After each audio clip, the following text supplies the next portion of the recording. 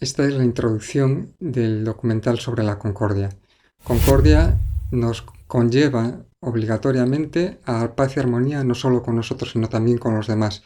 Esto es intrínseco en concordia, lo cual es un matiz muy interesante. Y contaremos en este documental con 4 personas entrevistadas. La primera será Marusa Pérez, que es mi prima y además directora de la asesoría medioambiental SGAM, y nos hablará de la concordia en la familia y aparte de la concordia en su trabajo de máximo nivel como asesora medioambiental de muchas empresas en España. Los segundos entrevistados serán el grupo musical 2, que lo componen Fernando Abreu y Pablo Carrera, y nos hablarán sobre la concordia a través de la música y algunas otras cosas nos explicarán también. Y el tercer entrevistado será Roy Estevez Pérez, que es ingeniero de montes, vive en la Sierra del Caurel, en una aldea remota, y nos hablará un poco de su forma de entender la concordia y la vida en un pueblo y a las conclusiones que ha llegado. Espero que sea de vuestro interés, que lo disfrutéis y tendréis unas imágenes que he grabado también con el dron. Hola Marusa, buenas tardes. Buenas tardes, Martín. Bueno, ya eres una habitual de mis documentales, has participado en otros 2 y bueno, estoy muy agradecido por tu participación. Bueno, ya creo que sabe la gente que eres mi prima y aparte directora de la asesoría medioambiental SGAM. En todo caso, por si acaso, como hay mucha gente que no sabe un poco tu perfil, me gustaría que nos indicaras así brevemente un poco de tu trayectoria vital.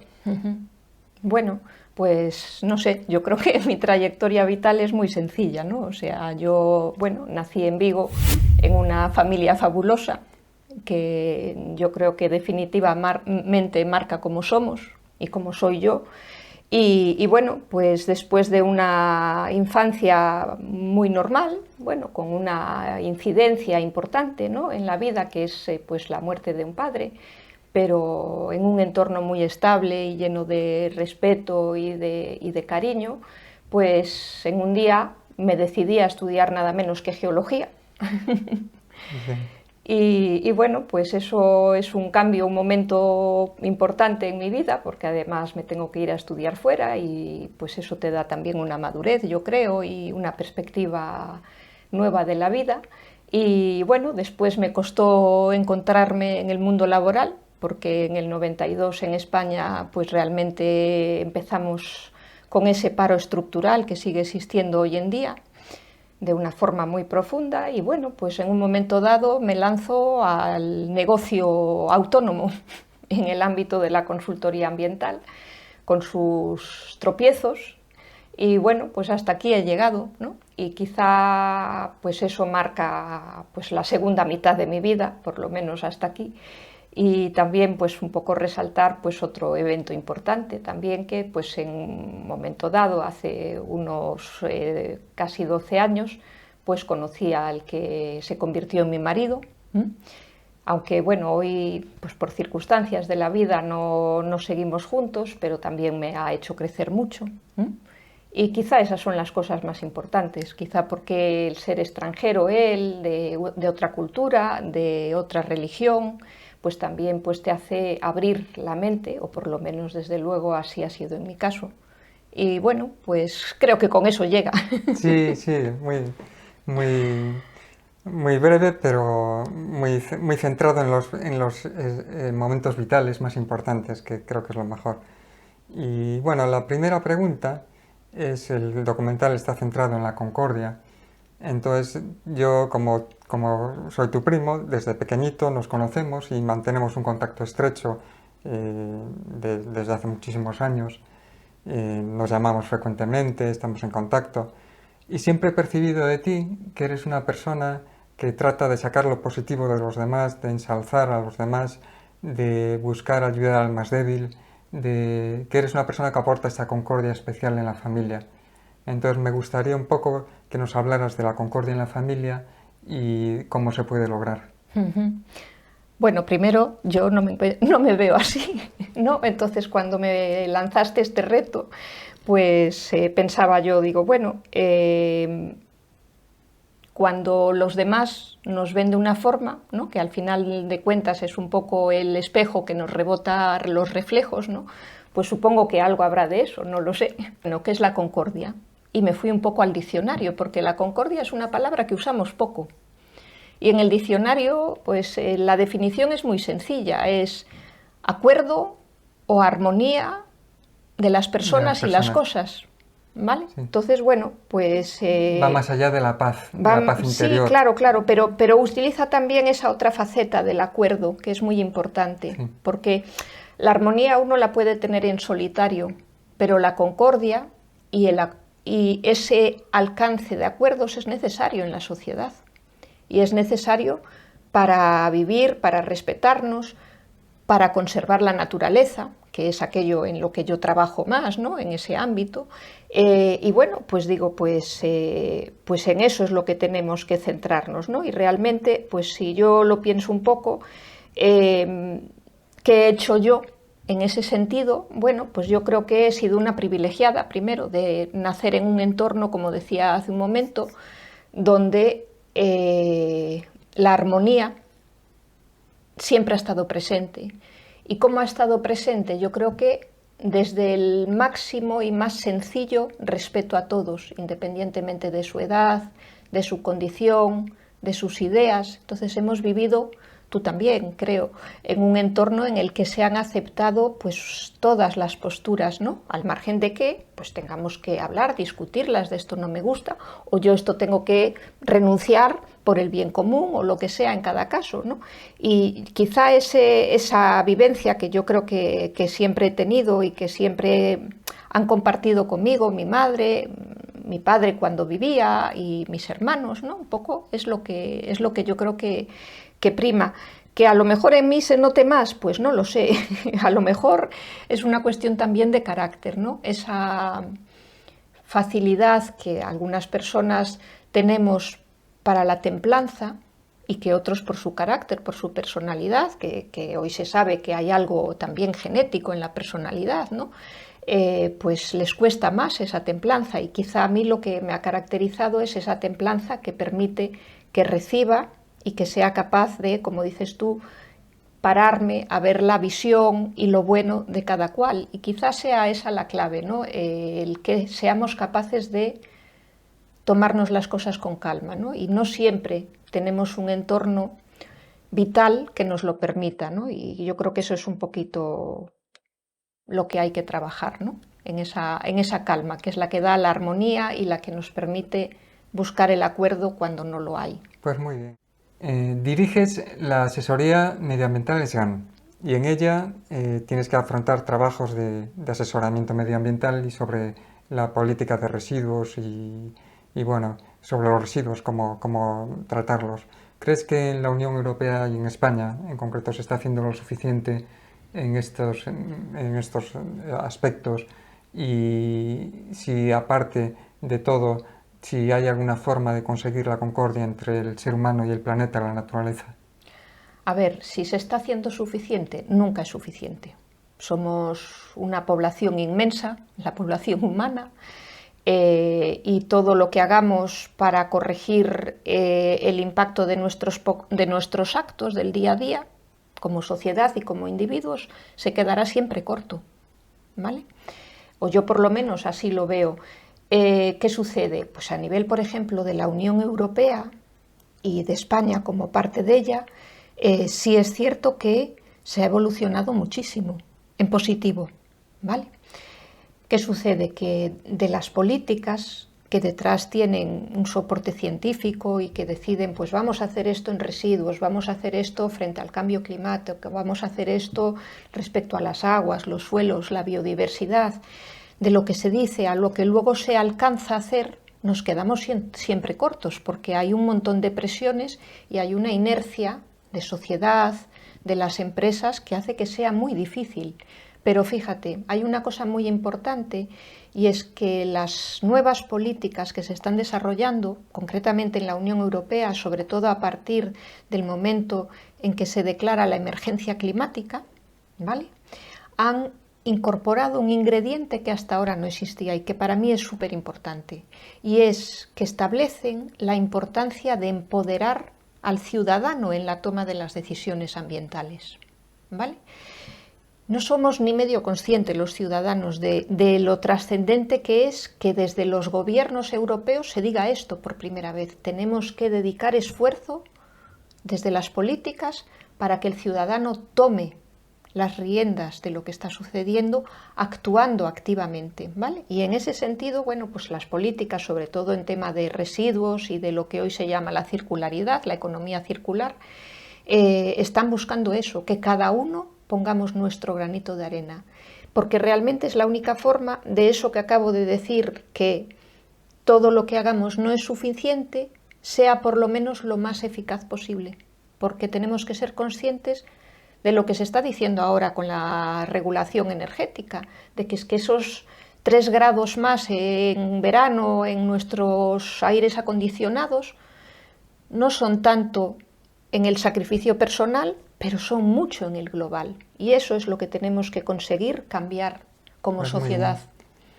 Y luego otra pregunta, antes de empezar la entrevista estábamos comentando que es muy importante, para que creemos los dos que es muy importante, es un poco que tú tienes que hacer trabajos de mucha responsabilidad con empresas españolas y trabajos que realmente requieren atinar muy bien. Y además, no solo hay que hacerlos bien hechos, que es importantísimo, sino que aparte tú intentas mantener una motivación, un espíritu constructivo de conseguir que las cosas funcionen bien, que vayan bien. Entonces, es posible unir en este mundo tan difícil y estresante una motivación positiva de que todo vaya mejor y un trabajo bien hecho, aunque parece imposible que haya tiempo y todo parece ponerse en contra. Es muy difícil, la verdad que sí, cada vez más, porque todo tiene que ser inmediato, para anteayer, ¿vale?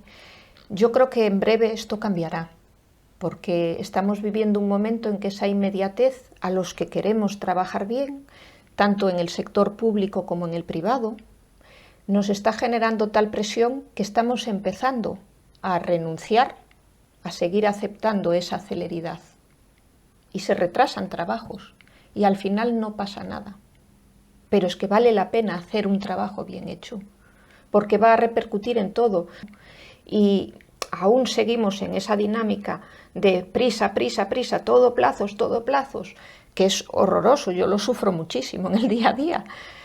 Y mis clientes también, pero es que los funcionarios se están dando cuenta que a ellos les pasa lo mismo. Entonces, yo creo que esto cambiará, pero de momento resulta difícil y a veces plantarse en no, yo si quieres te hago el trabajo, pero este es mi calendario, resulta complejo. Pero hay que lograrlo y se logra, yo lo estoy logrando. Pues muy, muy importante, muy importante. Y te voy a hacer una pregunta un poco de si en otros aspectos de la concordia a nivel del mundo, con estos conflictos que hay, si qué crees que se puede aportar aparte en el aspecto técnico de tu trabajo. A ver, yo creo que la clave está precisamente en esto que estamos hablando, ¿no? O sea, desde el punto de vista social, yo creo que es fundamental lograr el respeto y el reconocimiento de la diferencia de culturas, de la diferencia de territorios, de la diferencia incluso de realidades climáticas, ¿vale? Y haciéndose consciente, además, cada uno de dónde, cómo y con quién vivimos y nos relacionamos, porque todo eso va a condicionar el cómo yo debo llevar el camino de la mejora, ¿vale? Y por otra parte, también hay que reconocer, y esto me parece fundamental, la interdependencia que hay en todo lo que hacemos y con la propia naturaleza. Y desde esas dos claves creo que lograremos mejorar como sociedad y en la mejora ambiental. Bueno, y como, la última no es una pregunta, es una pregunta, pero es una... Eres un preguntón. Sí, es así, también se la hice al grupo musical Dose, y es un poco que si pudieras cumplir un deseo, si lo pides ahora en voz alta, ¿qué pedirías? Pues mira, me lo he anotado y lo voy a leer. porque me parece muy importante decirlo bien, y es, yo creo que el deseo sería que lográramos que esta sociedad viva más lentamente y que silencie el ruido y se acerque a la naturaleza con máximo respeto. Pues está estupendo. Pues me encantan tus palabras, como siempre te digo. Muchas gracias por Nada, participar en este documental y bueno, dentro de unos años a lo mejor participas en otro, quién sabe. seguro, seguro. Te tengo muy a mano y hablas muy bien. Entonces, bueno, pues muchas gracias, Bueno, Marisa. pues nada, Martín, encantada y que sirva para alguien, que es lo importante. Muy bien.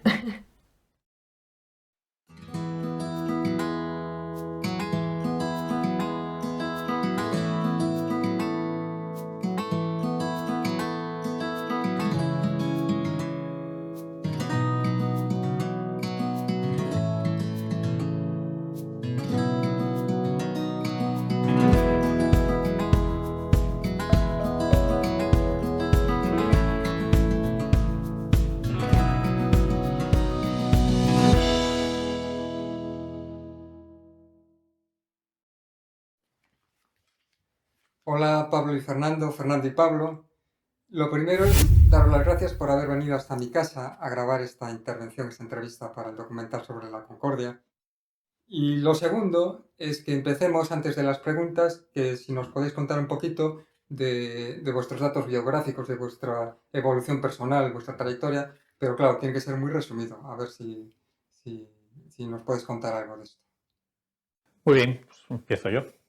Vale, en mi caso, yo me llamo Fernando, Fernando Abreu. Empecé a estudiar música a los 11 años y después de estudiar en el conservatorio, clarinete clásico, de formarme mucho, en el año 2000 conocí a Pablo y desde entonces tenemos el dúo, Dous. Llevamos, por lo tanto, 22 años tocando juntos y haciendo la música que hacemos nosotros, esta música así un poco de nuestra y del mundo al mismo tiempo. ¿Y tú? Yo soy pues, Pablo Carrera y digamos que mis principios fueron cuando mi padre me empezó a enseñar así melodías con la mandolina y luego pues uno de mis hermanos, bueno, en mi casa siempre había guitarras, ¿no? Y eso ayudó y se cantaba en Navidad y estas cosas, entonces la música me fue entrando y luego empecé ya a los 14 años, 16, un poco más en serio, y luego a los 18 entré en el conservatorio, mucho después que tú. Pero bueno, aquí de la formación clásica es Fernando. Yo quizás soy más un músico de tocar con otra gente, de hacer mis bolos por ahí. Bueno, tengo mi formación fui a clases con varios profesores también, pero sobre todo de tocar con gente, es donde más he aprendido. Porque al final ahí es donde acabamos los dos. Exactamente. Pues muy bien, pues ahora la segunda pregunta ya está un poco más relacionada con el documental que es sobre la Concordia y es un poco reflexionar que estamos en un mundo lleno de tensiones, incluso guerras. Hay muchas posiciones extremistas en las personas. ¿Creéis que la música es una de las claves para avanzar en la concordia en el mundo? Creo que realmente la música ayuda. No sé si es una de las cosas necesarias, pero lo que está claro es que donde hay música las cosas funcionan mejor. Es decir, hacer música une a las personas y escuchar música. La música tiene una función fundamental y es emocionar. Entonces, cuando emocionas a las personas, yo creo que ahí llegar a esa concordia que nos planteas es mucho más fácil, la conexión. Sí, la música a mí desde luego me ha ayudado mucho, tanto como ya terapia personal, como también para acercarme a otras personas, hacer amigos. Bailar y tocar son para mí dos artes más unidas, ¿no? Y desde luego ayuda mucho. También en la música tiene una vertiente a veces de que hay quien la usa para otras cosas, por ejemplo, para cosas militares, para que compres más en un supermercado, para cosas que quizás no son tan loables, pero desde luego sí que tiene ese poder de unir a las personas y de crear pues buenas emociones y esto. Vamos a la segunda pregunta entonces. De joven pasé unos meses en Irlanda, aprendiendo inglés y pensando y dando paseos por allí. Y en un pequeño pueblo de la costa oeste, Carrick, se hacía un festival folk en la que músicos venidos de diversos lugares de Irlanda tocaban en muchos pubs diferentes de este pequeño pueblo. Pude comprobar que músicos que nunca habían tocado juntos se unían a tocar y cantar, y se creaba un ambiente muy especial. ¿Creéis que la música es uno de los lenguajes universales que se debe potenciar y que además va unido a un poder de adaptación y compartir entre personas y culturas diferentes? Yo tengo una anécdota que cuando tenía 14 años empezaba a tocar básicamente de oído con lo que iba aprendiendo y me enseñaba mi padre y algunas cosas, ¿no? Pero conocí a un japonés que me enseñó una escala que yo la tocaba por piezas y me dijo, no, eso se toca así. Y yo, se llama pentatónica, y es una escala que también se usa en Japón y tal, y se usa en el blues, ¿sabes? Y para mí aquello fue como unió todo un montón de países a la vez, ¿no? Aquel japonés, Ryosuke, se llama, un saludo Ryosuke. Hombre, yo tengo, a ver, anécdotas, a lo mejor no así, pero sí que he tenido la suerte de viajar bastante como músico por el mundo y siempre coincidiendo con otros grupos, con otros artistas, y desde luego hay una conexión especial. La música nos conecta y siempre hay aunque tú vayas a hacer tu concierto y después ellos hagan el suyo, siempre hay un momento donde casi es inevitable acabar tocando juntos y no siempre nos comunicamos en el mismo lenguaje, en la misma lengua, pero sí que tenemos lo que dices tú, es una lengua universal. Al final es un lenguaje universal que te permite comunicar y conectar con las personas. Eso es fantástico y desde luego yo lo tengo vivido mucho y no lo cambiaría por nada. Además eso va más allá incluso del lenguaje verbal de las palabras. Conectas mucho más cercano con las personas.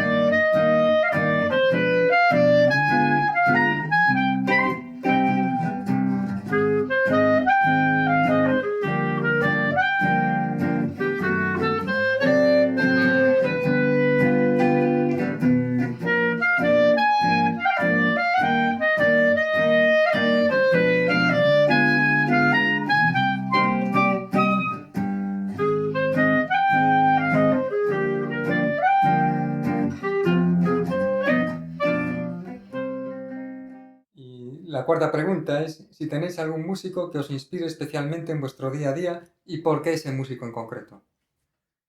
Esta es complicada porque realmente, sí. Además creo, alguna vez lo comentamos, ¿no? Que nos gustan tantos músicos, llevamos tanto tiempo dedicándonos a la música, entonces pasas por épocas en que eres fan de un músico, de otro. Pero yo personalmente, a mí todos los músicos que me han influido, sobre todo son con los que he tocado. porque son los que me han hecho ir un poquito más allá, me han forzado a llegar a sitios donde nunca había estado y me han enseñado pues a escuchar, a estar ahí, a respetar, a aprender, a querer, a un montón de cosas. Sí, probablemente sea lo mismo. Es decir, me pongo a pensar y no te diría un nombre de un músico famoso, porque hay muchos a los que he seguido en un momento determinado y con los que me he estado enganchado escuchándolo una temporada, pero al final son tantos y depende tanto del momento que no sabría decirte, pero sí, yo me quedo al final con esos músicos con los que tocas y que al final tienes una relación que va más allá de la música, está la relación personal y eso, y al final te ves en el espejo de músicos con los que trabajas y que te gusta su forma de estar. Alguno aprendes pues a estar en el escenario, otro simplemente cómo llevar el ser músico, bueno, muchas cosas. Al final te quedas con esas personas. Y Galicia está llena de buenos músicos.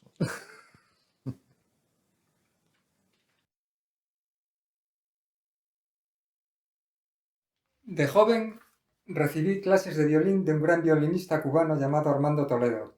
Un día me dijo que cuando veía a una persona cerca, se daba cuenta de su estado de ánimo por la melodía que le aparecía a Armando en su interior. Podía ser alegre, triste, etc.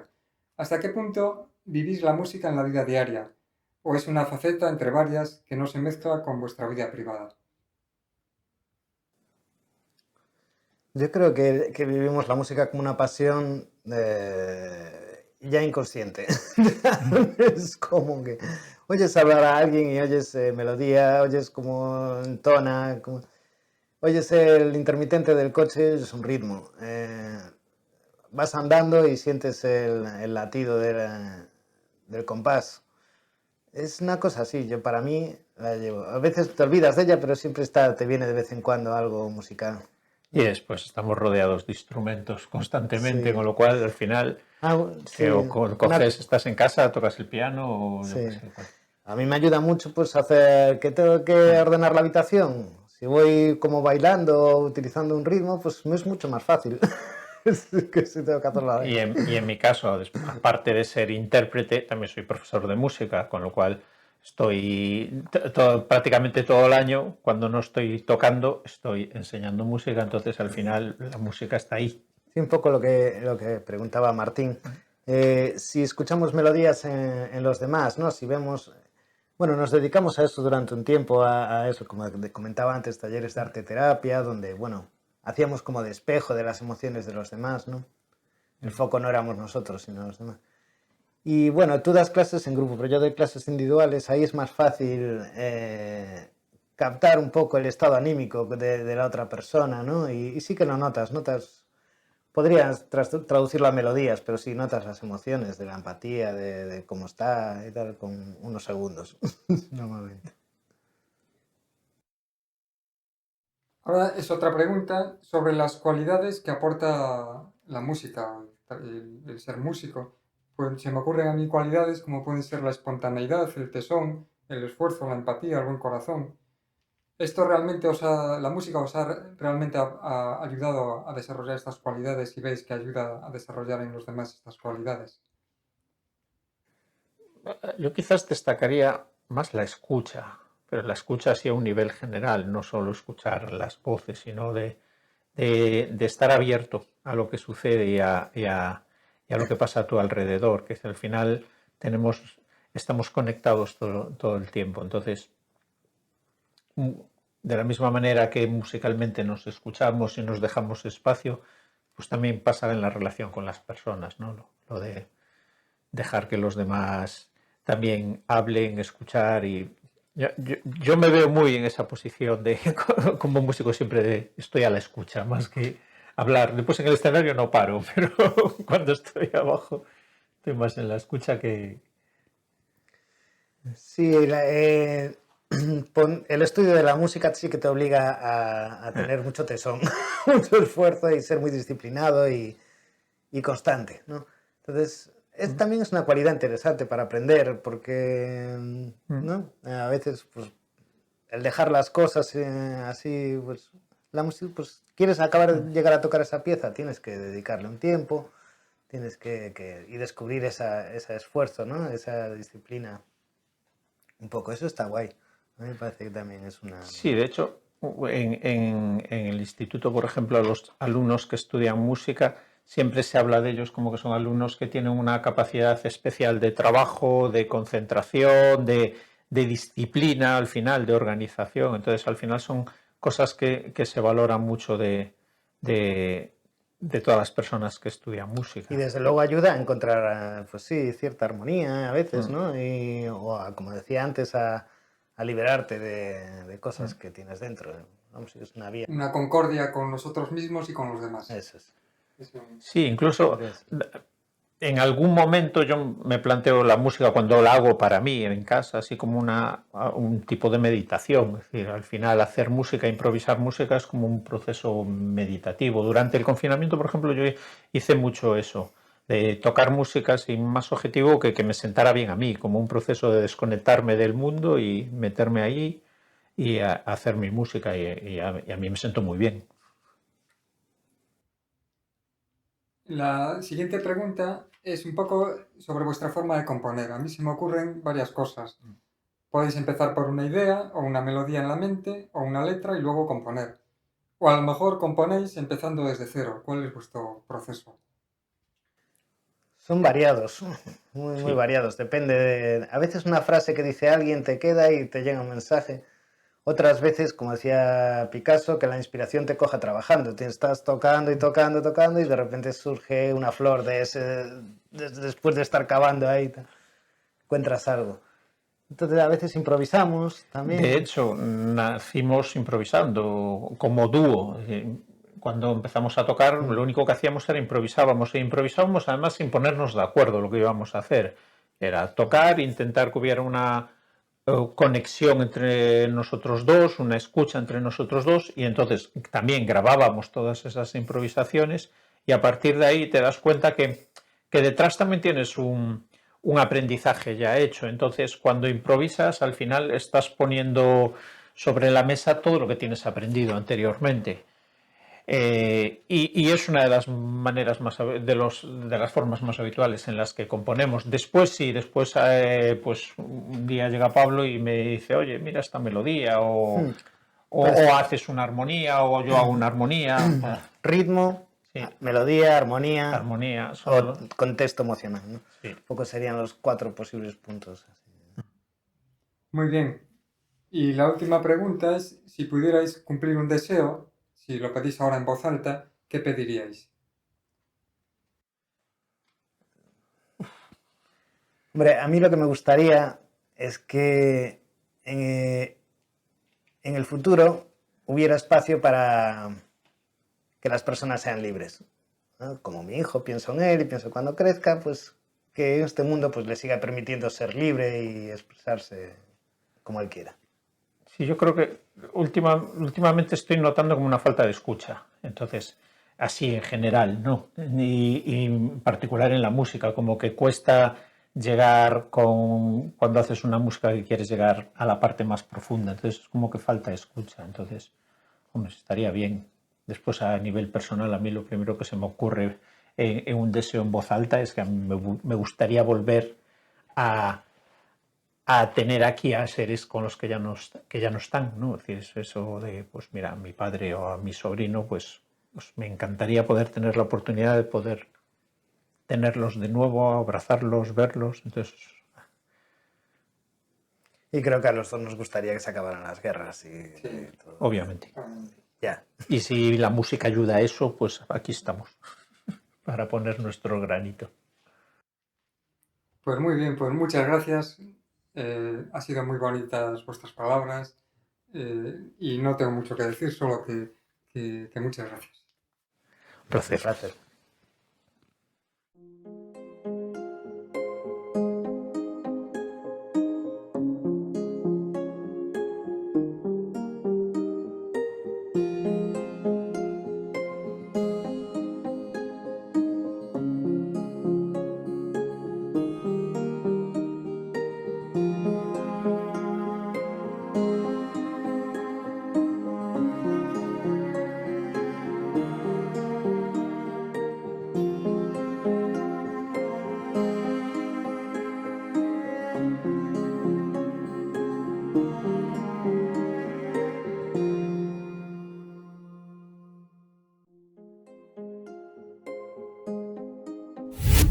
El siguiente entrevistado es Roy Estevez, ingeniero de montes que vive en la remota aldea de Vieiros, en la Sierra del Caurel, en Galicia. Os indico en este mapa la ruta desde Ourense a esta aldea de Vieiros.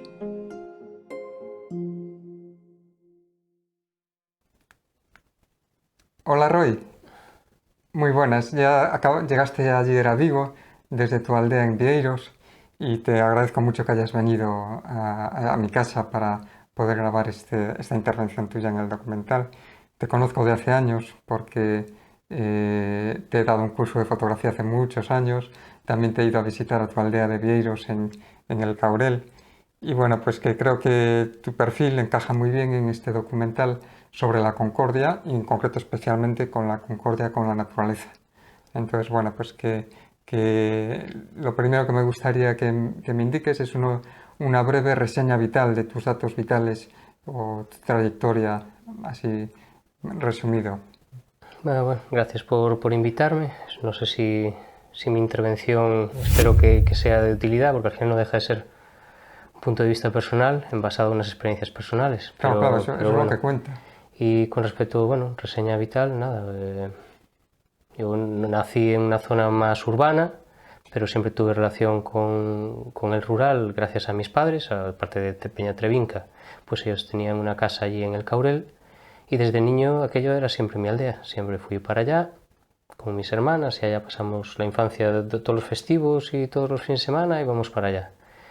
Y posteriormente, después de haber hecho los estudios, estuve estudiando y trabajando en el extranjero durante unos 8 años y a la vuelta no terminaba de adaptarme en la ciudad y cada vez pasaba más tiempo en la aldea y finalmente decidí quedarme a vivir en la aldea. Y ahora tengo mujer y una niña de casi 2 años y allí seguimos. Sí, al principio estuviste viviendo solo en la aldea. Sí, inicialmente sí. Y ahora ya estás con la compañía. Sí, acabo de saludar a tu mujer, a tu hija. Bueno, pues que estoy encantado que hayáis venido los tres. Y bueno, la siguiente pregunta es un poco ¿qué fue lo que te impulsó a dar el paso? Porque estabas viviendo en Vigo, Pontevedra, por aquí estabas por esta zona antes, ¿no? Antes de ir al Caurel. ¿Qué te llevó a dar el paso? ¿Alguna búsqueda de concordia con tu interior y con la naturaleza? ¿O alguna otra razón que fue lo que te llevó a...? No, casi más bien al contrario. Era por escapar de lo que ofrecía la ciudad. No era buscando una concordia, sino porque el entorno de la ciudad no me satisfacía ni me llenaba. Entonces acabé en ese sitio por comodidad, porque ya tenía pues, unos recuerdos de infancia y bueno, estaban allí toda la casa de mis padres y las propiedades nuestras. Si no, habría buscado un sitio más alejado. Sí, la ciudad no era para ti. No, ni la ciudad ni la gente de la ciudad. Sí, y ahora me imagino que al estar en Vigo, que es donde vivo yo, que te debe costar un poquito el cambio de venir a Vigo. No, bueno, al final lo planteas como cuando vas a hacer la compra. Vas al supermercado, pues vienes a Vigo, haces tus gestiones, tienes un ocio distinto del que allí no dispones. O sea, esto no es una cuestión radical ni de convicción, es simplemente una cuestión práctica. Sí. Entonces estás allá y estás a gusto, pero necesitas cosas que te ofrece la ciudad. Entonces al final, pues aquí pues, vienes a hacer algunas gestiones, cada vez menos, porque no tristemente es poco lo que ofrecen las ciudades aquí en Galicia. Pero bueno, vienes a hacer tus gestiones y tal, y después te vuelves a tu entorno. Muy bien. Y en tus años que llevas viviendo en Vieiros, y me imagino sobre todo en la época que estabas sobre todo solo, tendrías unas experiencias muy interiores y exteriores, bueno, experiencias intensas, pues inviernos con grandes nevadas, que no podías salir de casa, etcétera. Entonces, ¿puedes contarnos alguna de estas experiencias que te hayan marcado y también qué aprendizaje has tenido de vivir en una aldea solitaria? Sí, hay 2 cambios fundamentales. Uno es efectivamente interior y otro es social. A nivel interior, El esquema en la naturaleza o en lo rural es completamente distinto del de la ciudad. No solo el ritmo de la vida, sino la forma en la que tú estructuras tus actividades en función del año. Es decir, yo no hago la misma actividad todo el año. Hay cosas que hago en una época del año, otras cosas en otra época del año. La primavera es para unas cosas, el verano es para otras, el invierno es para otras. Entonces, de repente pasas de tener la inmediatez de la ciudad, de que simplemente disponiendo de dinero puedes tener lo que tú quieres, allí no. Allí lo que tienes es que estructurarte de un año para otro, y muchas veces incluso pasas a tener visión a 2, 3 años vista. Y no estoy hablando pues como en un negocio, estoy hablando simplemente de tu día a día. Pasas a gestionar tus recursos o tus medios a un plazo distinto. Y el contacto con las estaciones es completo, ¿no? Hay una diferencia estacional. Sí, pero no es tanto por la propia estación en ti, sino por cómo la estación influye en ti y en los de tu entorno. Quiero decir que no es que busques el adecuarte tú al entorno, sino que el entorno te condiciona tanto que tanto tú como toda la gente de la zona hay una velocidad en unas épocas y otra en otra, y tienes que adaptarte a ello. Perfecto.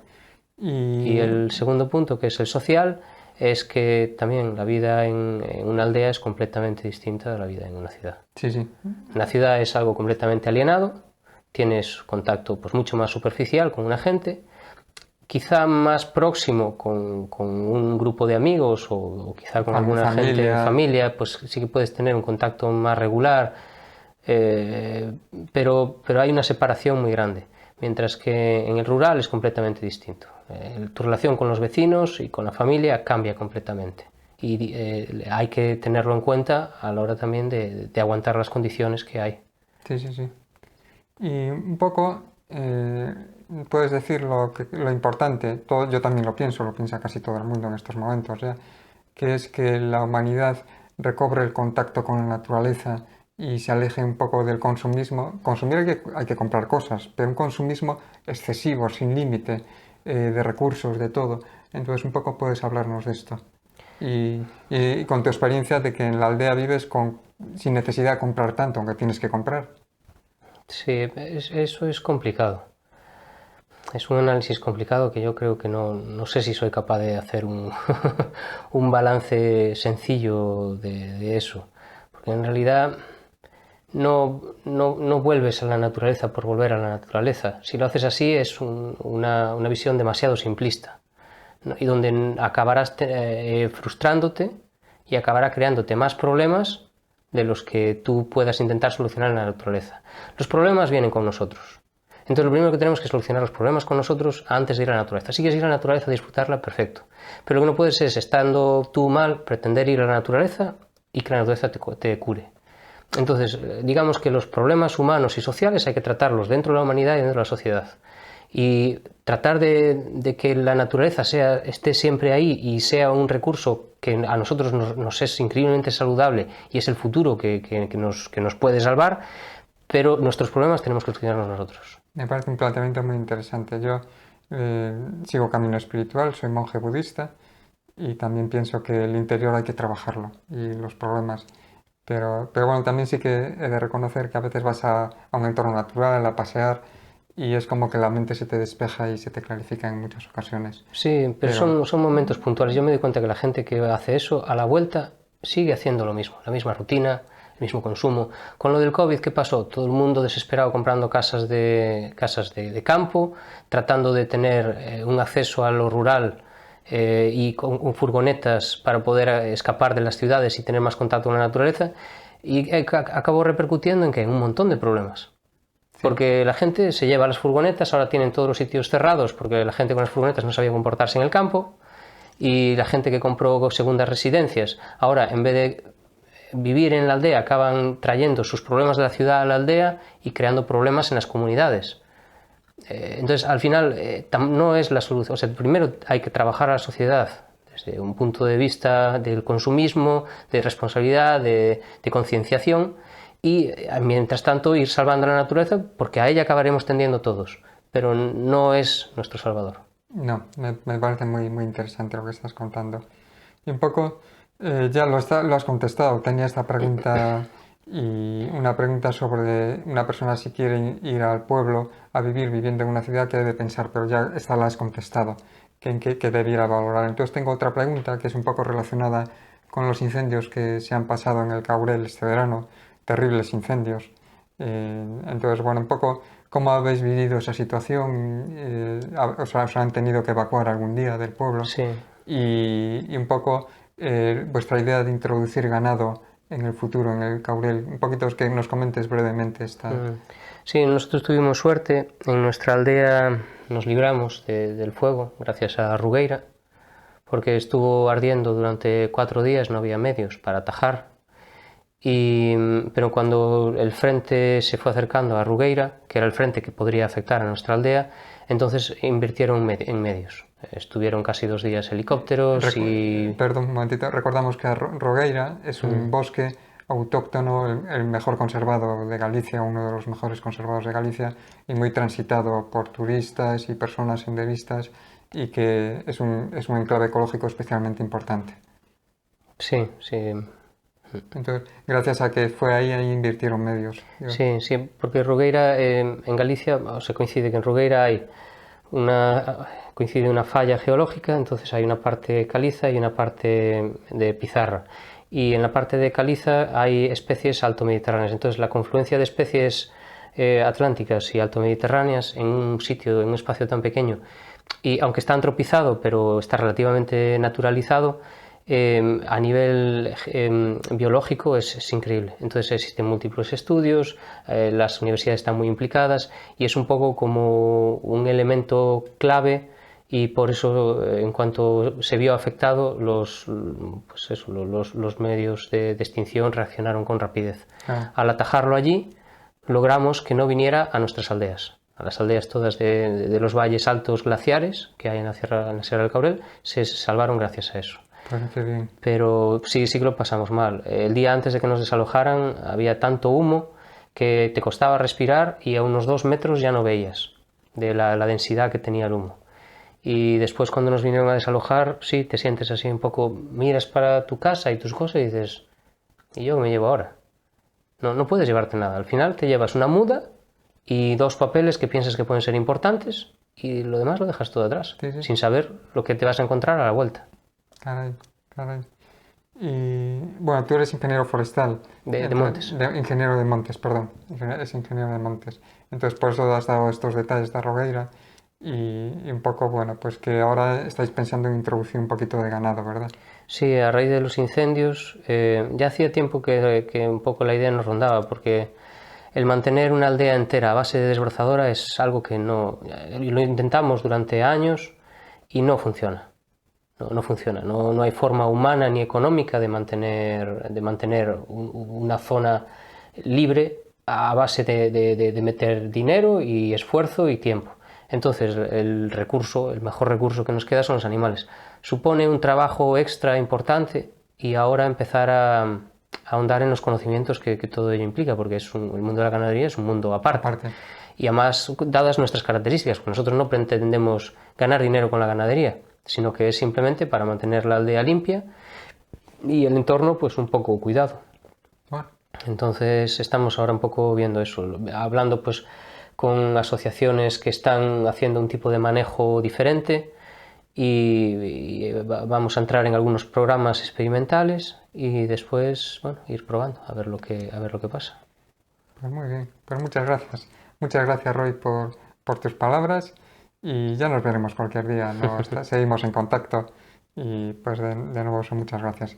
Y también a Teresa y a la pequeña, ¿cómo se llama? Taroa. Taroa. Sí. Bueno. Inventamos nosotros el nombre. Bueno, muy bien.